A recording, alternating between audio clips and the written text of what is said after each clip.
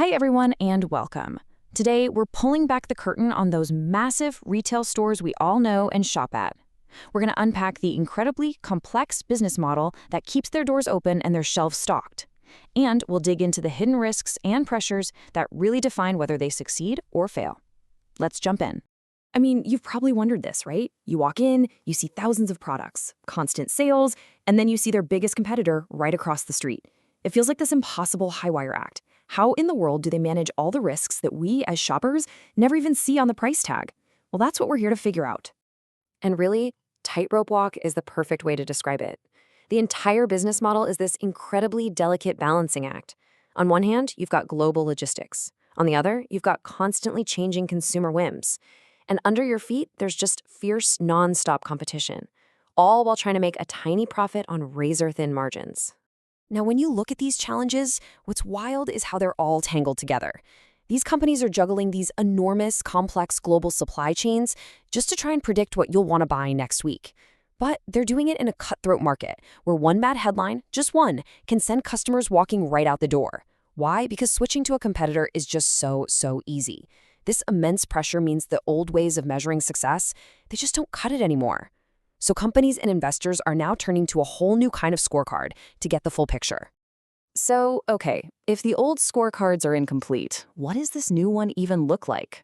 Well, it's all about measuring the risks and the opportunities that don't always show up on our traditional financial statement, but can, and do, have a huge impact on a company's future. And this is it. It's called the SASB standards. Think of it as kind of like a universal translator for corporate responsibility. It creates a standardized way for companies to report on all those less visible but financially crucial topics. And this allows investors, and frankly us, to finally compare apples to apples and see which companies are truly built to last. And the beauty of this is how structured it is. It's not just some vague set of feel-good principles. No, it starts by defining the industry itself. Then it pinpoints the exact topics that matter, things like data security or labor practices. Then, and this is the key, it provides specific metrics and protocols on exactly how to measure performance. It's a structured, data-driven approach, which is a total game changer.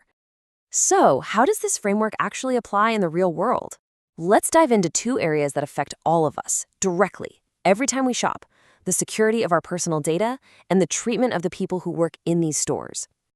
You know, every single time you swipe a card, you're not just buying something, you're making a transaction of trust. The source puts it perfectly. Retailers build this relationship with us, promising that our personal info is safe. But if you break that trust, you can do some serious damage to your brand and to your bottom line. This is why this standard demands so much more than just a press release saying, "Oh, we take security seriously." It asks for the hard numbers. How many data breaches did you have? What percentage of those involved personal data? And exactly how many customers were affected? This turns a vague promise into a concrete, undeniable measure of performance. Okay, now let's talk about the human side of things. The retail industry is one of the biggest employers on the planet, but it's also notorious for low wages. And because we interact with these employees every single time we shop, their well-being is directly tied to the company's reputation. Poor labor relations aren't just an internal problem. They're a massive public-facing risk. And again, the standard demands cold, hard data. What is the average hourly wage? How many people are quitting? And look at that last one. What is the total dollar amount lost from legal proceedings tied to labor law violations? That metric right there connects how you treat your people directly to your financial performance. There's no hiding from that. Okay, so we've covered data and people. Now let's shift our focus to the actual stuff, the products themselves. From how they're made to the packaging they come in, these are areas with a huge environmental and social footprint. So, how do companies deal with potentially harmful chemicals in the products they sell? Well, they tend to have one of two philosophies. A hazard-based approach asks a simple question: is this chemical potentially dangerous? If the answer is yes, they avoid it. A risk-based approach asks a different question. Okay, what are the actual chances someone will be harmed by it in the way it's used? This is a really critical difference, and the standard requires companies to be totally upfront about which approach they're taking. And what about all that packaging? I mean, this is something we all see and touch every single day. So the standard looks for a clear strategy. Are companies just using the cheapest box they can find? Or are they actively trying to reduce weight, use recycled and renewable materials, and design packaging that has a lighter impact on our planet? So we've looked at data, we've looked at labor, we've looked at products. But you might be wondering, how does all this really connect back to the core business? Why should an investor or even a manager spend time tracking these things? Well, it all comes down to one thing, the bottom line. And this quote from the source says it all. This isn't just about PR or looking good.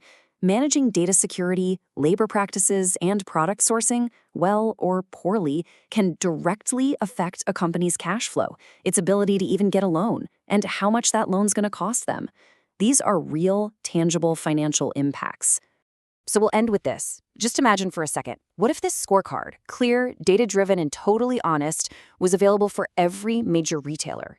If you could see the number of data breaches, the average wage, and the packaging strategy right there next to the weekly sales flyer, would it change your choices? It's a powerful thought. Thanks for joining me.